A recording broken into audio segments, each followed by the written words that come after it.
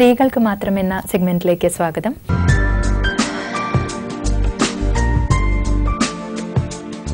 ഇന്ന് നമ്മോടൊപ്പം ഉള്ളത് ഡോക്ടർ സ്വീറ്റിയാണ്. പേരൂർക്കട പുനർജനി ഹോസ്പിറ്റലിലെ ഡയറക്ടർ കം ഗൈനക്കോളജിസ്റ്റ് ആണ്. ഡോക്ടർ സ്വാഗതം ചെയ്യാം ഈ എപ്പിസോഡിലേക്ക്. ഡോക്ടർ, നമ്മൾ ഇവിടെ ഒരുപാട് കത്തുകൾ വരുന്നതും അല്ലെങ്കിൽ ചോദ്യങ്ങൾ വരുന്ന ഫോണിലൂടെയൊക്കെ ഒരുപാട് പേര് ചോദിക്കുന്നുണ്ട്, ഈ വന്ധ്യതയുടെ കൂടെ കൗൺസിലിങ്ങിന്റെ ഇമ്പോർട്ടൻസ് എത്രയാണ്? നമുക്ക് എനിക്കോട് നമ്മൾ കഴിഞ്ഞ എപ്പിസോഡിലൊക്കെ നമ്മൾ സംസാരിച്ചതാണ്, പക്ഷെ അതേക്കുറിച്ച് കുറച്ചും കൂടെ ഡീറ്റെയിൽഡ് ആയിട്ട് ചോദിക്കുന്നുണ്ട്. കൗൺസിലിംഗിന്റെ ഒരു വലിയ ആവശ്യം, എനിക്കൊരു എക്സാമ്പിൾ വേണമെങ്കിൽ ഞാൻ പറയാം. അത് വളരെ തമാശ തോന്നും നമുക്ക് ഇങ്ങനെയൊക്കെ സംഭവിക്കുമെന്നൊക്കെ. എന്നോട് ഒരു ഹസ്ബൻഡ് ആൻഡ് വൈഫ് വന്നിരുന്നു. അവർക്ക് വന്ധ്യതയാണ്, 4 വർഷമായി കല്യാണമായിട്ട്, കുട്ടികളില്ല എന്ന് പറഞ്ഞു. പിന്നെ നോക്കി എല്ലാം ചെയ്തു. ഇങ്ങനെ രണ്ടുപേരുടെയും കൗണ്ട് നോക്കി, അപ്പോൾ പുള്ളിക്കാരൻ്റെ കൗണ്ട്, സെമൻ കൗണ്ട് നോക്കി, ഇവരുടെ ഹോർമോൺസ് ഒക്കെ നോക്കി എല്ലാം കഴിഞ്ഞിട്ട് ഞാൻ ദേഹപരിശോധനയ്ക്കായിട്ട് PV എക്സാമിനേഷൻ, അതായത് യോനി പരിശോധന ചെയ്യാനായിട്ട് കിടത്തിയപ്പോഴത്തേക്കും ആ കുട്ടിയുടെ ബന്ധപ്പെട്ടിട്ടേ ഇല്ല ആ കുട്ടി ശരിക്കും ഹസ്ബൻഡുമായിട്ട് എന്നുള്ളത് എനിക്ക് മനസ്സിലാക്കുന്നത്. എന്ന് വെച്ചാൽ കന്യാചർമ്മം, ഹൈമൻ റപ്ചർ ചെയ്തിട്ടും ഇല്ല, ആ കുട്ടി എപ്പോഴും കന്യകയായിട്ട് തന്നെ ഇരിക്കുകയായിരുന്നു. അപ്പം ഇവർ ഇങ്ങനെ ബന്ധപ്പെടാതെ ഇങ്ങനെ ഇരുന്നു കൊണ്ട് അവർ എന്താണ് എനിക്കറിയില്ല, എന്തുദ്ദേശിച്ചാണ് ഈ വന്ധ്യത എന്ന് പറഞ്ഞ് വരുന്നത്. അപ്പം പകുതി ഈ ഒരു 10% ഈ വന്ധ്യത എന്ന് പറഞ്ഞ് വരുന്നവർ ശരിക്കും തമ്മിൽ ബന്ധപ്പെടാൻ അറിഞ്ഞൂടാത്തവരോ അല്ലെങ്കിൽ അത് എങ്ങനെയാണ് വേണ്ടതെന്നുള്ള, നമുക്ക് ഈ ലൈംഗികമായിട്ടുള്ള അജ്ഞത, ഒരുപാട് സാക്ഷരത കൂടിയാലും ഈ തരത്തിലുള്ള അജ്ഞതകൾ ഒരുപാടുണ്ട്. ഈ അതിനെക്കുറിച്ചുള്ള അറിയാതെ പോകുന്ന എന്താണെന്നുള്ള ഒരു കീപ്പിംഗ് ഇൻ ദ ഡാർക്ക് എന്ന് പറയും പോലെ, അത് ഒരു ഇരുട്ടിലാണ്. ഈ അതിനെക്കുറിച്ച് എന്തൊക്കെയോ അറിയാം എല്ലാവർക്കും.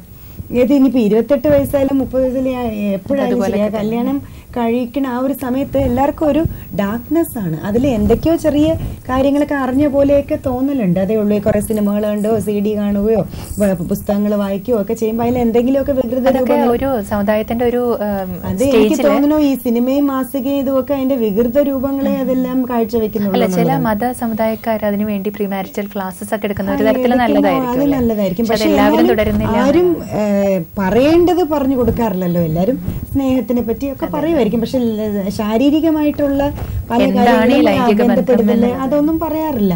സോ അപ്പം അത് എനിക്ക് ആക്ച്വലി പിന്നെ നോക്കിയപ്പോഴത്തേക്ക് ആ കുട്ടിക്ക് ഈ കന്യാചർമ്മം എന്ന് പറഞ്ഞാൽ ഹൈമൻ എന്ന് പറഞ്ഞാൽ തിക്ക് ഹൈമൻ അങ്ങനെ വരാം. അങ്ങനെ വരുമ്പോഴത്തേക്കും അത് പെനട്രേറ്റ് ചെയ്യാൻ പറ്റില്ല. അത് ഒരിക്കലും അത് പോകാൻ ഒരു സാധാരണ ഒരു സെക്ഷുവൽ ഇതുകൊണ്ട് പറ്റത്തില്ല. പിന്നെ അതിന് ചെറിയ മയക്കം, അനസ്തീസിയ കൊടുത്തിട്ട് അതിന് മാറ്റി കൊടുക്കേണ്ടി വരിക ചെയ്തത്, കട്ടിയുള്ള. അപ്പം അത് കഴിഞ്ഞിട്ട് ഇവർക്ക് ബന്ധപ്പെടാനുള്ള എല്ലാ കാര്യങ്ങളും ക്ലാസ് പോലെ, അതിനാണ് ഈ കൗൺസിലിങ്ങിൻ്റെ ആവശ്യം ഞാൻ പറഞ്ഞു. ഇപ്പോൾ നമുക്ക് ഈ ഒരു ഗൈനക്കോളജി അതന്നെ ഒരു ഓൾറെഡി ഒരു തിരക്കുള്ള ഒരു സംഭവമാണ്. അതിൻ്റെ ഇടയിൽ ഇതിനും കൂടി ചിലപ്പോൾ സമയം കിട്ടാറില്ല. പക്ഷെ കഴിവതും എൻ്റെ എല്ലാ പേഷ്യൻസിനും ഇങ്ങനെയൊക്കെ വരുന്ന എല്ലാവർക്കും അതിനു വേണ്ടി സമയം വേറൊരു ദിവസം കുറിച്ച് ആ ദിവസത്തിലേക്ക് പറഞ്ഞു കൊടുക്കാറുണ്ട്. അങ്ങനെ പറഞ്ഞു കൊടുത്ത് എല്ലാം ചെയ്തായിട്ട് പിന്നെ അവർക്ക് ബന്ധപ്പെടാനുള്ള ഈ ജെല്ല് അതൊക്കെ കൊടുത്ത് അങ്ങനെയൊക്കെ കഴിഞ്ഞതിന് ശേഷം ആ കുട്ടിയും ഇപ്പം പ്രഗ്നന്റ് ആയിട്ട് ആ കുട്ടി വന്നിട്ടുണ്ട്. ആവശ്യം രണ്ടുപേരും അതർവൈസ് നോർമലായിരുന്നു. അപ്പൊ ഇതായിരുന്നു അവർ രണ്ടുപേരും ബന്ധപ്പെട്ടിട്ടേ ഇല്ല. അവർ രണ്ടുപേർക്ക് അറിയില്ല ഇതെന്താണെന്ന്. തീരെ ചെറുപ്പക്കാരും അല്ല, എന്ന് വെച്ചാൽ വളരെ കൊച്ചുകുട്ടികളൊന്നും അല്ല. 23-24 വയസ്സുണ്ട് കുട്ടിക്ക്, അയാൾക്ക് ഒരു 10-30 വയസ്സുണ്ട്. അപ്പൊ സോ അതില് അപ്പം ഇത് ഒരു വലിയൊരു ഫാക്ടറാണ്. സത്യം പറഞ്ഞ ഈ ലൈംഗിക ജീവിതം എന്താണ്, അത് ഏത് തരത്തിലാണ് ബന്ധപ്പെടേണ്ടത്, ശാരീരികമായിട്ട് എങ്ങനെ വേണം, ഏത് തരത്തിൽ വേണം, ഇത് പലർക്കും അറിയാൻ പാടില്ല. ഇത് എനിക്ക് തോന്നുന്നു സ്കൂൾസിലൊക്കെ ഒരു സെക്സ് എഡ്യൂക്കേഷൻ ക്ലാസ് വെക്കുന്നത് വളരെ അത്യാവശ്യമാണ്. നമുക്കൊരു കോൾ എടുത്താലോ? ഹലോ ഹലോ ഹലോ, പറഞ്ഞോളൂ. ആരാണ്? ഹലോ, ആരാണ്? പേര് പറയൂ. എന്റെ പേര് രശ്മി എന്നാണ്. രശ്മി എവിടുന്നാണ്? അതെ അല്ലേ, ഡോക്ടറിന്റെ സംസാരിച്ചോളൂ കേട്ടോ. പറഞ്ഞോളൂ. ഡോക്ടർ, എന്റെ പേര് രശ്മി എന്നാണ്. ഞാനിപ്പോ 7 മാസം പ്രഗ്നന്റ് ആണ്. അപ്പം ഹസ്ബൻഡിന് ശാരീരിക ബന്ധം താല്പര്യമുണ്ട്. അപ്പൊ എത്ര നാൾ വരെ സേഫ് ആയിട്ട്? 7 മാസം തൊട്ട് ഇനി ഒരു മാസം വരെ 8 വരെയൊക്കെ വലിയ കുഴപ്പമില്ല.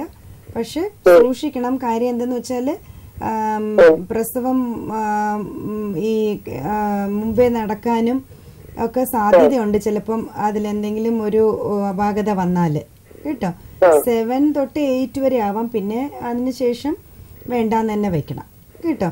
പിന്നെ പ്രസവ സമയം അടുത്തു കഴിഞ്ഞാൽ കഴിവതും അത് വേണ്ടാന്ന് തന്നെ വെക്കേണ്ടതാണ് കേട്ടോ. വിളിച്ചതിൽ സന്തോഷം. ഇതും ഒരു സാധാരണ സംശയമല്ല. ഫസ്റ്റ് ആദ്യത്തെ ട്രൈമിസ്റ്റർ, അതായത് ഫസ്റ്റ്, സെക്കൻഡ്, തേർഡ് മന്തിൽ കുഞ്ഞുണ്ടായി വരുന്ന ആ സമയത്ത് അധികം ഈ സ്ട്രെയിനോ ഇതോ യൂട്രസിനോട്ട്, അതായത് ഗർഭപാത്രത്തിലേക്ക് അധികം സ്ട്രെയിൻ കൊടുക്കാണ്ടിരിക്കുന്നത് നല്ലതാണ്. അപ്പോൾ ആദ്യത്തെ ട്രൈമിസ്റ്ററും ലാസ്റ്റ് ട്രൈമിസ്റ്റർ, ഇപ്പോൾ ഇവർ പറഞ്ഞ പോലെ 7, 8, 9 മാസങ്ങൾ, ആ ഒരു 3 മാസവും കഴിവതും വേണ്ടാന്ന് തന്നെ വെക്കണം.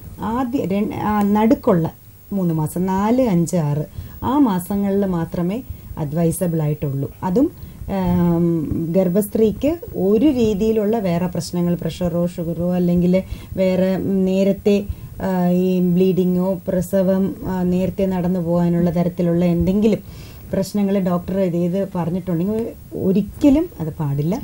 അഥവാ അങ്ങനെ ഒരു പ്രശ്നമില്ലാത്ത ഒരു ഗർഭാവസ്ഥയാണെങ്കിൽ 4, 5, 6 മാസങ്ങളിൽ മാത്രം സേഫ് ആയിട്ട് ആകാൻ പറ്റും. ഏതെങ്കിലും തരത്തിൽ പേഷ്യൻസ് വരാറുണ്ടോ ഡോക്ടറുടെ അടുത്തേക്ക് ഇതിനെ കുറിച്ച്? അല്ല, ഈ തരത്തിൽ നമ്മളടുത്ത് ആദ്യമേ ഞാൻ സാധാരണ പേഷ്യൻസിന് ആദ്യമേ ഇതിനെ അഡ്വൈസ് ചെയ്യാറുണ്ട്. ഇത് പലരും ചോദിക്കാൻ മടിക്കും, നമ്മൾ അങ്ങോട്ട് അഡ്വൈസ് ചെയ്ത് കൊടുക്കുക ചെയ്യുന്നത്. ഇന്നത് പാടില്ല, ഇന്ന ദിവസം പാടില്ല, ഇന്നത് സമയങ്ങളിൽ അത് ശരിക്കും സേഫ് ആയിട്ടുള്ളൂ എന്നുള്ളത് പറഞ്ഞ് ഹസ്ബൻഡിനെയും വൈഫിനെ ഇരുത്തിയിട്ട് പറഞ്ഞു കൊടുക്കുക ചെയ്യുന്നത്. സോ അതുകൊണ്ട് അതൊരു ദോഷമായിട്ട് പിന്നെ അങ്ങ് വന്നിട്ടൊന്നുമില്ല. ആ ഒരു കാര്യം ഇതായിട്ടേ പോകുന്നുള്ളൂ. ഇപ്പോൾ ഡോക്ടർ സ്വീറ്റിയുടെ അടുത്ത് പോകുന്ന പേഷ്യൻസിനോടാണെങ്കിൽ ഡോക്ടർ പറയാറുണ്ടെന്നാണ് പറയുന്നത്, എങ്ങനെ വേണം, എന്തൊക്കെ ചെയ്യണം, എന്തൊക്കെ ചെയ്യാൻ പാടില്ല എന്നുള്ളതൊക്കെ. പക്ഷേ അതൊന്നും പറയാത്ത ഡോക്ടർമാരാണെങ്കിൽ പോലും നമ്മളുടെ ഒരു അവസ്ഥയിൽ നമ്മൾ അങ്ങനെ ഒരു സ്റ്റേജിൽ എത്തുകയാണെങ്കിൽ ആ സമയത്ത് ഡോക്ടറോട് ചോദിക്കാൻ എന്തൊക്കെയാണ് നമുക്ക് വേണ്ടത്, നമ്മൾ എന്തൊക്കെ ചെയ്യാൻ പാടില്ല, അതെ മടിയൊക്കെ മാറ്റി വെച്ച് ചോദിക്കണം. നമ്മുടെ ആരോഗ്യത്തെ യാത്ര ചെയ്യാമോ എന്നൊക്കെ ചോദിക്കും, പക്ഷെ ഇത് ചോദിക്കാൻ മടിക്കും. അതൊരിക്കലും മടിക്കാൻ പാടില്ല. അങ്ങനെയുള്ള ചോദ്യങ്ങളൊക്കെ തുറന്ന് ചോദിക്കുക. കാരണം ഇത് നമ്മുടെ ജീവിതത്തിന്റെ തന്നെ പ്രശ്നമാണ്, നമ്മുടെ ആരോഗ്യത്തിന്റെ പ്രശ്നമാണ്. എന്തായാലും ഇത്രയും ഒരുപാട് സംശയങ്ങൾ ഇതുപോലെ ഇനിയും നിങ്ങൾക്ക് ഉണ്ടാകാം. നമ്മളോട് ചോദിക്കാം, ഡോക്ടർ ഉണ്ടാവും ഇവിടെ സംശയങ്ങൾക്ക് മറുപടി പറയാനായി.